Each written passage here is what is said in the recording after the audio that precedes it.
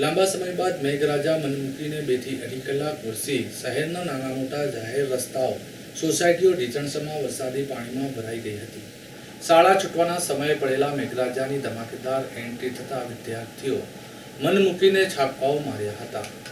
કેટલાક શાળાઓમાં ફરતા વાહન બંધ પડી જતા વિદ્યાર્થીઓએ ધક્કા મારી પાણીમાં ફસાયેલા વાહનોને બહાર કાઢવામાં મદદ કરી હતી. પાલનપુર શહેરના નામાંકિત મુખ્ય માર્ગો પર વરસાદી પાણી ભરાઈ જતા વાહન ચાલકોના વાહન પાણીમાં ફસાઈ ગયા હતા અને મોટાભાગના વાહનો બંધ પડી જતા લોકો કલાકો સુધી રસ્તા ઉપર ઊભા રહેવાનો વારો આવ્યો હતો. બનાસ ડેરી જતા મુખ્ય માર્ગ પર ઢીચણસમાં પાણી ભરાઈ ગયું હતું.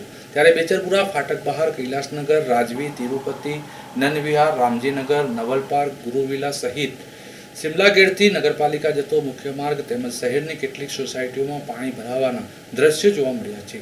વરસાદના પાણીમાં ફસાયેલા સ્કૂલ વાહનને ધક્કા મારી પાણીમાંથી બહાર કાઢતા નજરે પડ્યા હતા.